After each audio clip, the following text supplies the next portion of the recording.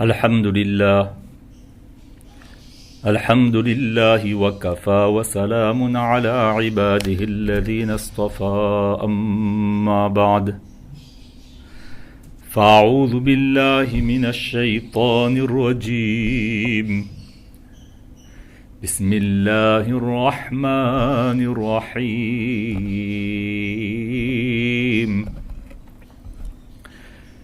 يا أيها الذين آمنوا من يرتد منكم عن دينه فسوف يأتي الله بقوم يحبهم ويحبونه أذلة على المؤمنين عزة على الكافرين يجاهدون في سبيل الله ولا يخافون لومة لائم ذلك فضل الله يؤتيه من يشاء والله واسع عليم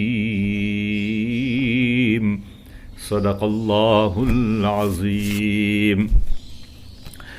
Remercions Allah tabaraka wa ta'ala, le clément, le miséricordieux, de nous avoir donné le tawfiq de venir une nouvelle fois dans la madrasa pour écouter et parler des paroles d'Allah tabaraka wa ta'ala, plus particulièrement pour l'explication de ce verset que nous venons de vous exposer, qui se trouve dans la sourate 5, verset 54, page 162, où Allah tabaraka wa ta'ala s'adresse aux croyants, donc à chacun d'entre nous, que ô les croyants, quiconque parmi vous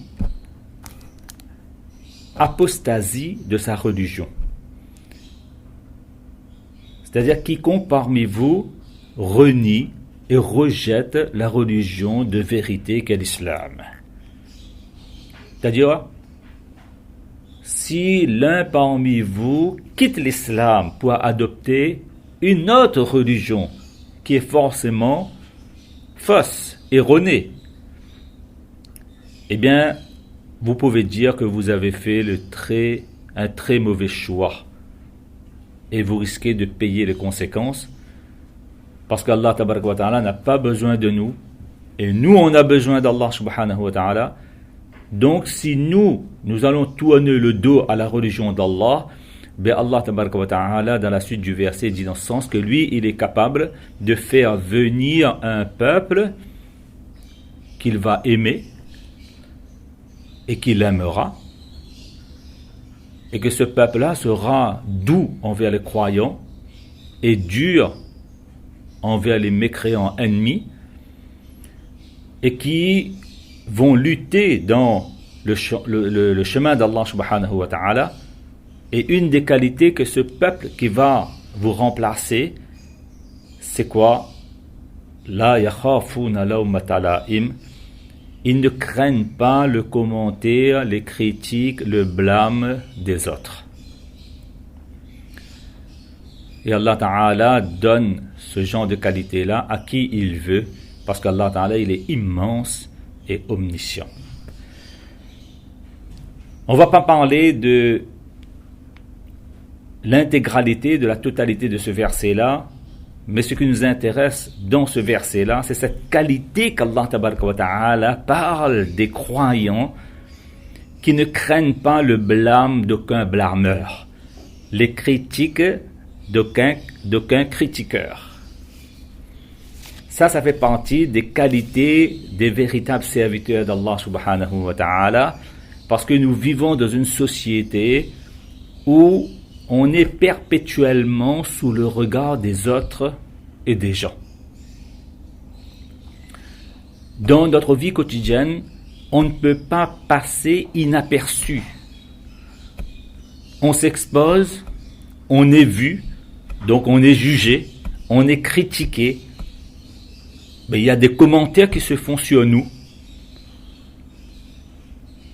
Mais nous ne pouvons pas empêcher les autres de penser de nous quoi que ce soit. Mais par contre, nous pouvons nous libérer de cette dépendance du besoin du regard des autres et se détacher du jugement des autres. Ça, il y a possibilité, donc c'est une bonne nouvelle. On ne peut pas empêcher, mais on peut s'en libérer. On peut se détacher des commentaires, du jugement ou encore du regard des autres. Et on peut ne pas dépendre aussi des autres et de leurs commentaires, de leurs jugements. Voilà pourquoi le sujet qu'on va aborder aujourd'hui, c'est cette qualité du croyant qu'Allah Tabaraka wa Ta'ala cite, mentionne dans ce verset. Qu'un musulman véritable, un véritable serviteur d'Allah est celui qui arrive à se libérer, à se détacher du regard des autres. Mais comment arrêter d'avoir le besoin du regard des autres? Ou je dirais, en d'autres termes, comment arrêter d'avoir cette dépendance du regard des autres? Parce que nous vivons dans une société, et lorsqu'on vit dans une société, chacun d'entre nous, on a besoin, c'est un besoin fondamental ça, d'être aimé, d'être reconnu. Ça, c'est un besoin fondamental, universel, et on ne peut pas s'en passer. Donc, avoir le besoin d'être reconnu, d'être aimé, d'accord. Mais, il ne faut pas en dépendre. Parce que si on dépend de l'amour des autres, de la reconnaissance des autres, des jugements des autres, du regard des autres, des commentaires des autres pour vivre, résultat, conséquence, c'est quoi? On est en train de se priver de la liberté, de notre liberté de choix et de décision. On sera toujours dans le manque et on est en train de prendre les autres comme notre juge suprême et on va vivre une vie de soumission à un dictateur. Voilà pourquoi le thème que nous allons aborder aujourd'hui, c'est comment arrêter d'avoir toujours besoin du regard des autres pour vivre, ou bien comment arrêter de dépendre même du jugement des autres. Et il faut reconnaître là une chose, c'est que certains ont besoin du regard des autres, du jugement des autres pour s'intégrer dans un groupe. Et pour certains, c'est important pour eux d'avoir le jugement des autres avant de prendre une décision. Et puis, il y a aussi, ça il faut reconnaître, qu'il y a un côté confortable de se fier uniquement aux autres. Il y a des gens comme ça qui n'arrivent pas à assumer leur responsabilité, à assumer leurs choix et leurs décisions. Ils aiment demander l'opinion des autres. Au moins, si les choses tournent mal, ils vont pouvoir se cacher derrière la vie des autres et dire que ça, c'est pas de ma faute, ça. C'est de votre faute, ça. J'ai suivi ton conseil, j'ai suivi ton opinion et ton avis. Voilà ce qui s'est passé. Il y a ce côté confortable. Mais il y a aussi le mauvais côté.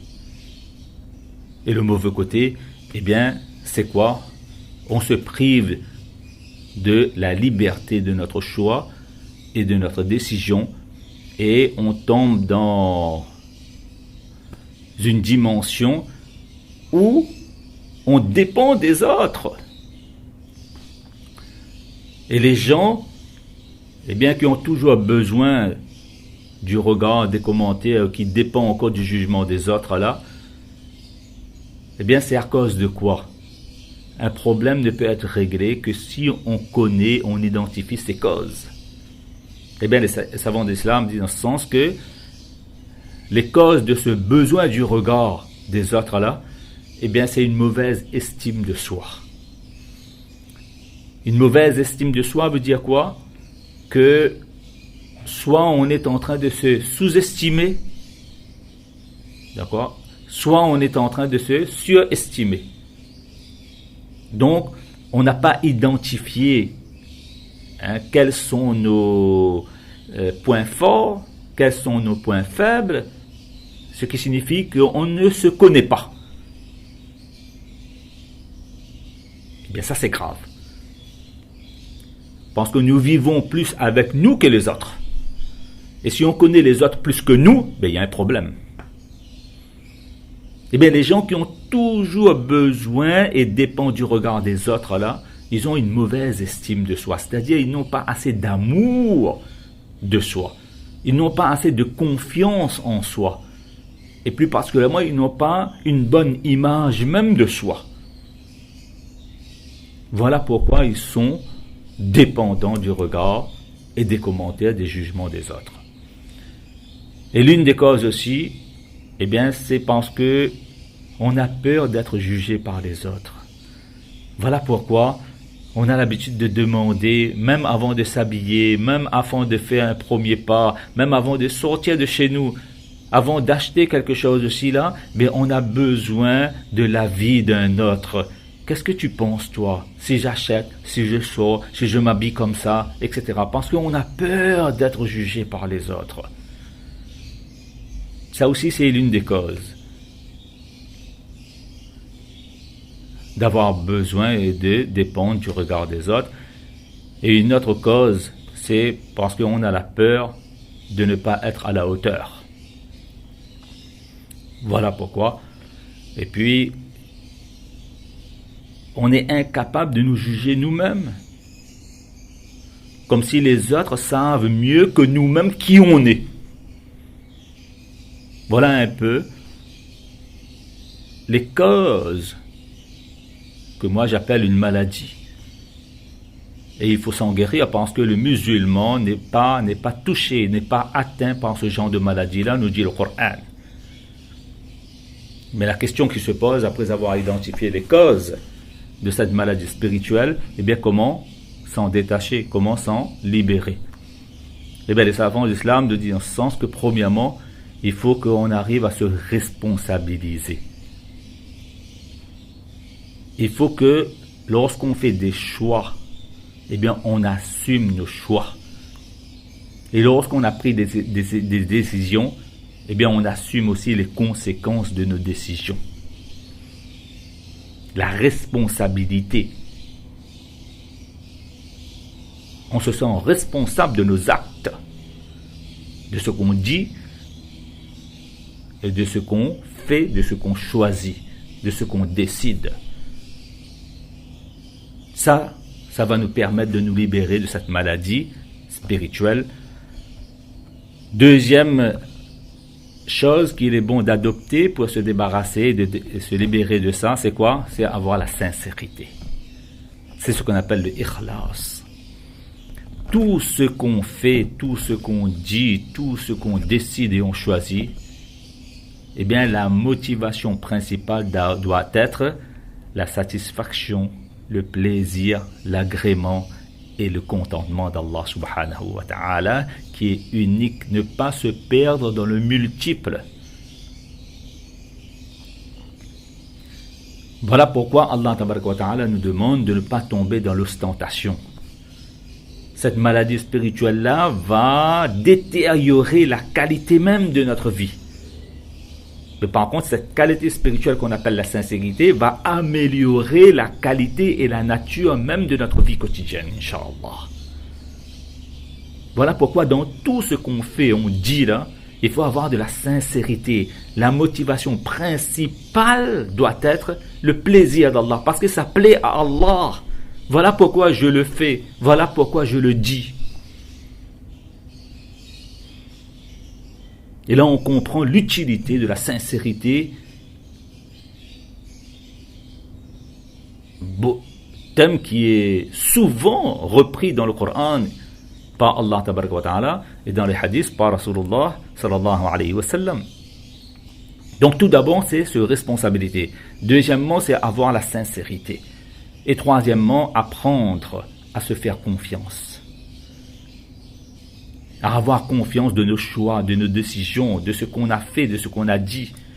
Parce que nous sommes les plus aptes à savoir ce que nous devons faire. Personne ne connaît plus que nous-mêmes si c'est nous-mêmes. Et pour se libérer aussi de cette maladie d'avoir besoin du regard ou encore de dépendre du jugement des autres là, c'est ne pas avoir peur d'échouer dans la vie.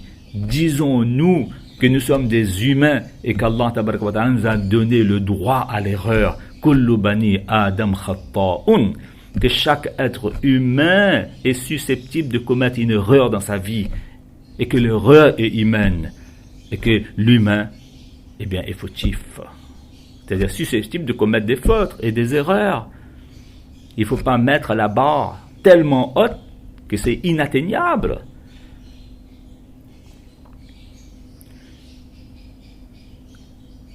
Et le Coran, donc, nous invite en tant que serviteurs véritables d'Allah subhanahu wa ta'ala de ne pas craindre les commentaires, le jugement des autres, le regard des autres, etc.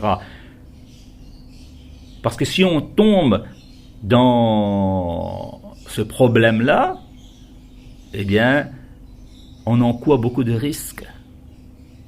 Oui, les personnes qui ont toujours besoin du regard des autres là, pour vivre, pour avancer, pour s'habiller, pour prendre des décisions là, mais ce sont des gens qui finissent par devenir paranoïaques. Ils ont toujours peur, ils vivent dans la peur perpétuelle, continuelle. Ils sont toujours méfiants. On les voit parfois dire que les murs aussi ont des oreilles, les murs ont des yeux.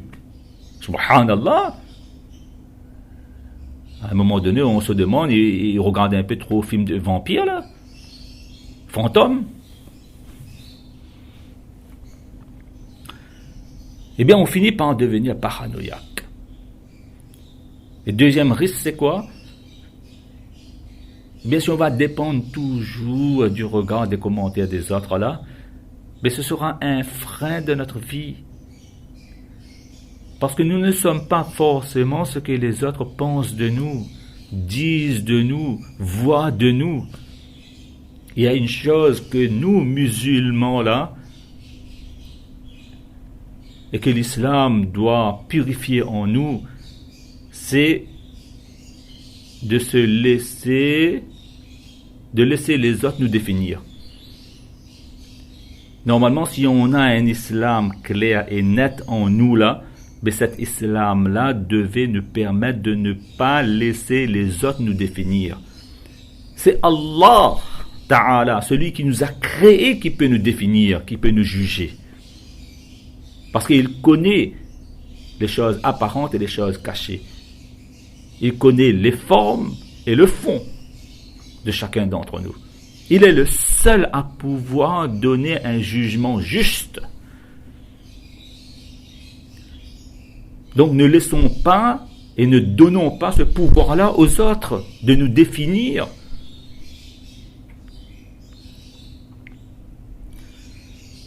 Et le troisième risque qu'on encourt, c'est quoi? Si on aura toujours besoin du regard, des commentaires, du jugement des autres là, eh bien, ça va engendrer en nous des émotions négatives. Comme on vient de mentionner là, c'est-à-dire, on aura toujours peur, on sera toujours dans la frustration, on sera toujours dans la déception, dans la honte, dans la culpabilité, etc. Et qui va pourrir notre vie, qui va gâcher même notre existence. Et quatrième risque de cette maladie spirituelle, c'est quoi? On va se priver de notre liberté. Et vous savez, la liberté, c'est une valeur importante. Parce que le seul être dont on a besoin et dont on en dépend, c'est Allah Ta'ala. Dans le Coran, Allah Ta'ala dit clairement, Ya ayyuhan nas wa antumul fuqara'u ila Allah. Oh les gens, vous dépendez d'Allah. Allah, lui, ne dépend de personne. Mais nous ne dépendons d'Allah. Le seul dont on a grandement besoin du regard et du jugement, c'est Allah.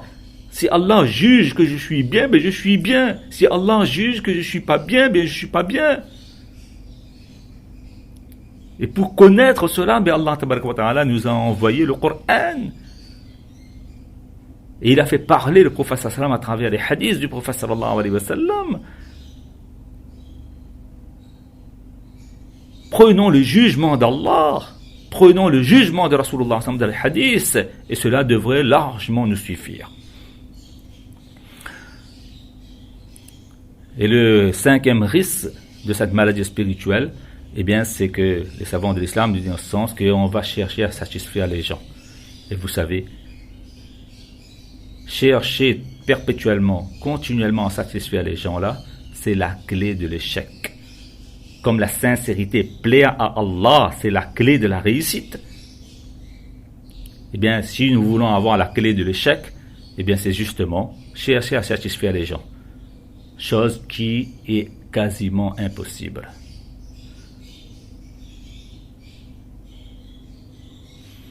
Nous savons l'histoire très connue d'un père, d'un fils et d'un âne. Juste pour résumer, eh bien, un père et un fils ont décidé de sortir de chez eux et aller quelque part et prendre comme monture un âne. Eh bien, lorsqu'ils sont passés devant un groupe de personnes pendant leur parcours, eh bien, le père et le fils étaient sur l'âne. Mais ce groupe de gens-là, eh bien, a dit que ce sont des gens vraiment cruels, ça, hein? Ils sont à deux sur un âne. Ils n'ont même pas de pitié, de compassion pour cet âne-là, le pauvre âne. Mais en entendant les critiques là, mais le père il a dit au fils que voilà, mais toi tu montes et moi là, je descends, cherchant à faire plaisir aux gens. Il passe devant un deuxième groupe de personnes. Le groupe de personnes dit dans ce sens quel fils cruel. Lui, il est sur la monture, il laisse son père marcher. Le père, il est beaucoup plus vieux. Ça, c'est un fils vraiment désobéissant, ça. Alors là, le père dit dans ce sens, ben, laisse-moi monter sur la monture, et toi, tu continues le chemin à pied. Troisième groupe de personnes, eh bien, quels sont leurs commentaires? Eh bien, voilà, que quel père cruel, ce vieux père-là, il n'a aucune compassion, aucune pitié pour son fils. C'est son fils qui marche. Le pauvre, regardez, il n'a même pas la force de continuer à marcher. Mais là, le père dit dans ce sens que voilà, ben, donc dans ce cas-là, nous deux, nous allons marcher à pied et personne ne va monter sur l'âne. C'est le quatrième cas possible. Hein. Il n'y a pas un cinquième cas possible. Et là, ils sont arrivés devant un quatrième groupe de personnes. Eh bien, le groupe de personnes a dit, ce sont des gens vraiment insensés, ce sont des imbéciles, ça, des idiots, ça. Ils ont une monture, l'âne, et ils préfèrent marcher à pied. Et ça, c'est vrai. On ne pourra jamais satisfaire les gens. Jamais, c'est impossible. C'est la clé de l'échec. Comme on vient de le dire là, ça va engendrer déception, frustration et parfois même la déprime, hein, la dépression. Parfois, il y a des gens qui dépendent tellement du regard des autres, des jugements des autres, qu'ils font même un burn-out. Hein.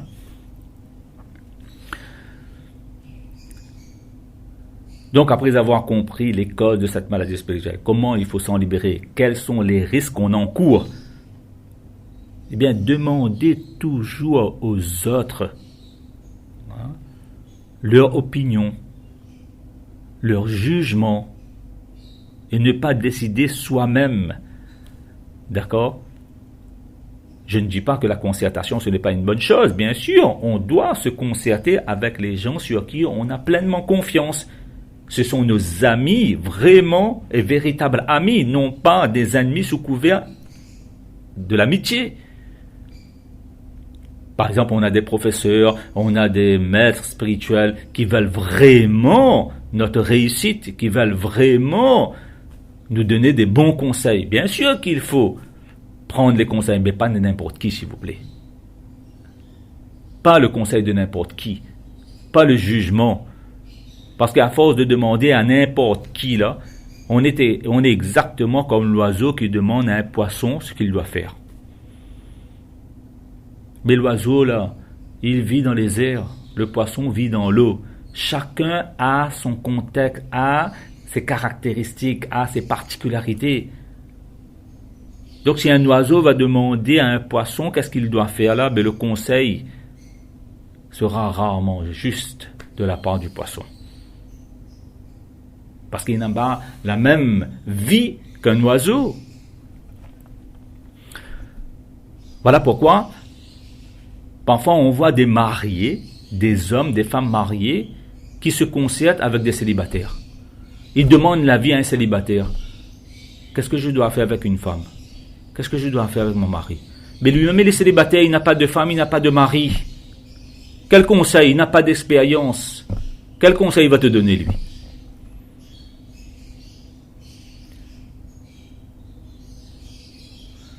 Parfois, on voit un professionnel qui est en train de demander à un amateur. C'est incroyable.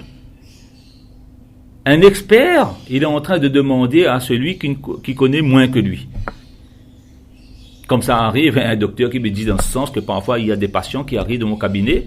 À un moment donné, je me demande, est-ce que c'est moi le docteur ou bien c'est moi le patient? Parce que le patient qui rentre dans moi, avant l'auscultation même, avant que je le consulte là, il m'a déjà dit quel médicament il a besoin.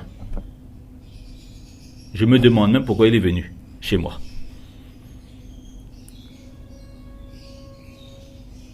Mais c'est comme ça, hein, on est en train de créer du désordre sur Terre. Hein. Il y a une fable, je ne sais pas si de La Fontaine ou bien de qui est très connue, que j'ai appris lorsque j'étais à l'école, qu'il y avait une grenouille qui voulait se faire aussi grosse que la vache.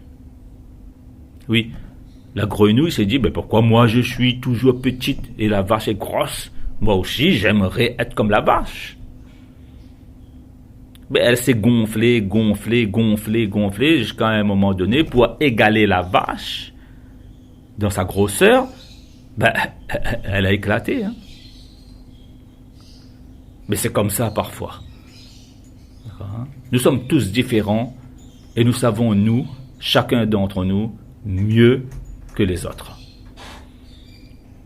Mais cela ne doit pas, bien sûr, nous faire devenir paranoïaques et on est méfiant de tout le monde. Il y a donc des amis, il y a des chers, il y a des mashayikh qui ne veulent que nos biens, que notre bien, tel que Allah tabaraka wa ta'ala, Rasulullah sallallahu alayhi wa sallam, et nos maîtres spirituels, nos éducateurs, qui ne veulent que notre bien. Eh bien, les conseils de ces gens-là, le jugement de ces gens-là, l'évaluation de ces gens-là méritent d'être prises en considération. Donc, il ne faut pas mettre tout le monde dans le même panier, hein. Il ne faut pas me faire dire ce que je ne veux pas dire. Hein. Donc voilà pourquoi il faut arrêter d'avoir besoin du regard des gens. De façon générale, je parle là. Et si on arrive à se libérer de ce besoin-là et de cette dépendance du jugement des autres-là, eh bien, ça va nous permettre d'être nous-mêmes et non pas quelqu'un d'autre. Parce que parfois, on est en train de vivre avec plusieurs identités. On n'est pas nous-mêmes. On est dans la perte même d'identité. C'est l'autre qui détermine notre valeur. Et là, parfois, souvent, quand on tombe sur la mauvaise personne, on est envahi par notre ego. On croit vraiment qu'on est Batman, on est Superman, je sais pas, Wonderman, je sais pas comment on dit ça. On croit vraiment, parce que quelqu'un a dit que je suis Superman, on croit qu'on est Superman vraiment. Ou bien Superwoman. Mais on n'est plus nous-mêmes. À force d'être dépendant du regard des autres, on est en train de vivre avec un masque. Voilà le résultat. Voilà pourquoi il faut se libérer. Et cette libération-là, va nous permettre d'être nous-mêmes et non pas quelqu'un d'autre. Deuxième résultat positif, lorsqu'on se libère de cette maladie-là, c'est qu'on va pouvoir reprendre les rênes de notre vie. On va se libérer de l'esclavage et devenir maître de notre vie. Voilà pourquoi l'islam, le Coran dit dans ce sens que voilà, yakhafuna lawmata la'im. Le véritable musulman et musulmane est celui et celle qui ne dépendent pas des commentaires des autres, des jugements des autres. Parce qu'il est sincère.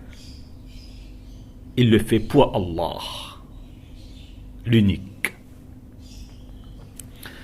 Voilà pourquoi dans la vie, là, il faut avoir cette bonne perception. Cette bonne perception, c'est-à-dire, il est possible pour chacun d'entre nous de ne pas croire les jugements des autres. Comme il était possible pour nous de croire, mais Allah Ta'ala nous a donné aussi la faculté et la capacité de ne pas croire. Mais pourquoi faire le mauvais choix? De croire, surtout les jugements erronés, les jugements totalement faux des autres sur nous. Pourquoi obligatoirement croire? Si une personne a dit qu'on est voleur, ben, est-ce qu'on est voleur vraiment? Si on n'a jamais volé? Une personne dit qu'on est un drogueur, on n'a jamais pris la drogue? On ne peut pas empêcher la mer battre, on ne peut pas empêcher la langue des gens battre. Mais par contre, là, on peut nous empêcher de croire ce qu'il a dit et son jugement. Ça, c'est possible, ça. Et ça, c'est une bonne nouvelle. Donc, il est possible de ne pas croire les jugements, plus particulièrement faux et erronés des autres, mais il est impossible de maîtriser ce qui sort de la bouche des autres. Voilà pourquoi, à partir d'aujourd'hui, on doit entamer une thérapie si ce qu'on est en train de dire là, ça nous parle. Pendant toute notre vie, si on a musclé le besoin, d'accord, et la dépendance du regard des autres, il est grand temps maintenant de muscler le besoin de nous libérer du regard et du jugement des autres. C'est ça la véritable thérapie. Et pour cela, eh bien, il y a des principes à adopter dans la vie quotidienne. Eh bien, au lieu de juger les gens, cherchez plutôt à comprendre les gens. Au lieu de juger les gens, cherchez plutôt à comprendre les gens. Je vous donne un exemple. Une fois, j'étais au score là-bas et il y avait une mère qui était en train de s'énerver après son enfant à la caisse. Ça arrive souvent parce que là même il y a donc des chewing-gums, il y a des produits pour les enfants et qui attirent le regard et l'appétit même des enfants. Donc un enfant, il était en train d'énerver, il est en train de se rouler par terre, etc. Et la mère était en train de s'énerver contre l'enfant, pardon. Eh bien, je me suis dit, si je juge la maman, eh bien, je dirais que c'est une maman qui est folle. Elle est en train de se mettre en colère contre son enfant. Elle n'arrive même pas à se contenir, à se maîtriser. Si je juge, voilà quelle sera donc ma réaction, mes pensées. Et si je juge aussi maintenant le gosse, l'enfant, je veux dire pauvre gosse, il n'arrive même pas à se maîtriser. Lorsqu'il a besoin de quelque chose, alors à ce moment-là, il se lâche. C'est un pauvre gosse. Donc si je juge dans une situation pareille la maman, je veux dire qu'elle est folle.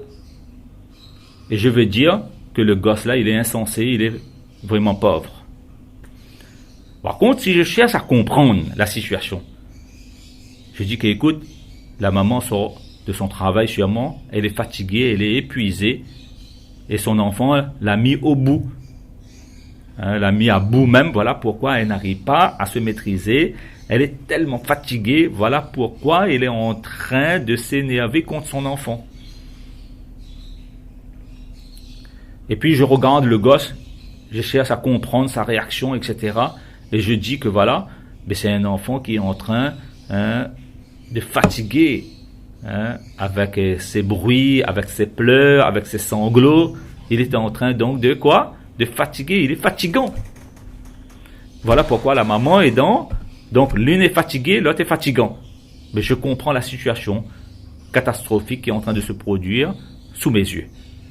Vous voyez là, la perception n'est pas la même lorsqu'on juge et lorsqu'on comprend. On est dans une meilleure perception lorsqu'on comprend par rapport au jugement. Voilà pourquoi il faut toujours adopter ce principe-là, chercher à comprendre les gens et à ne pas juger les gens.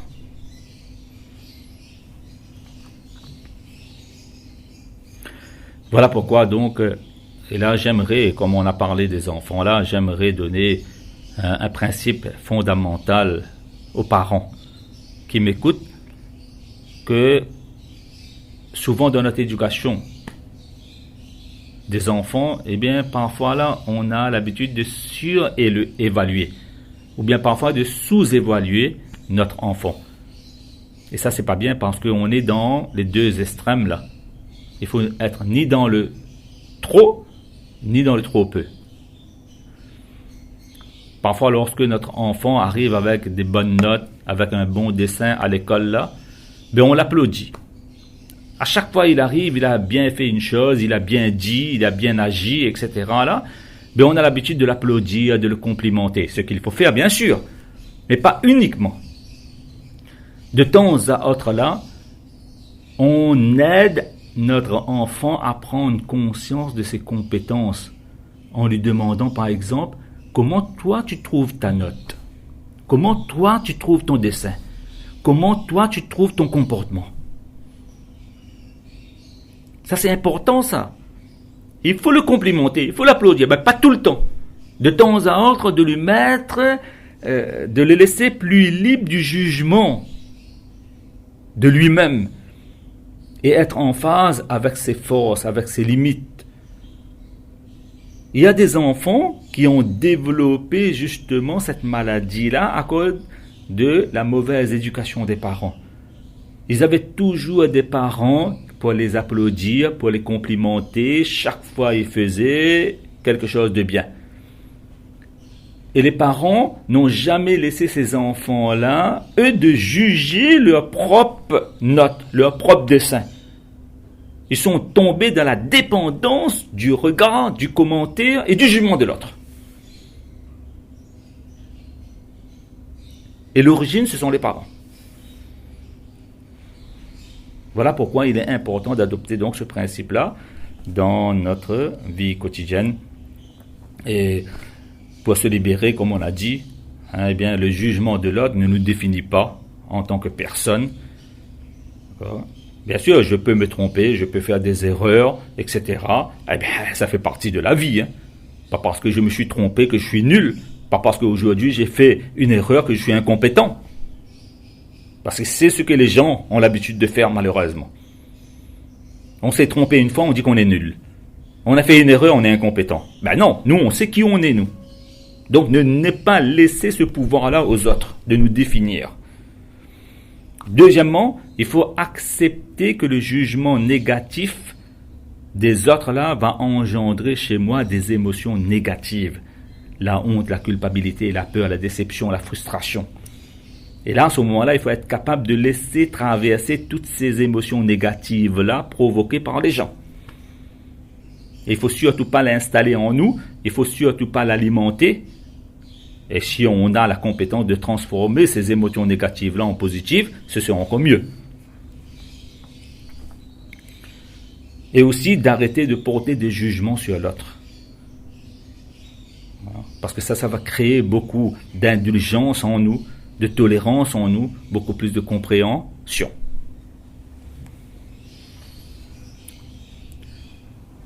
Voilà pour terminer avec cette maladie spirituelle.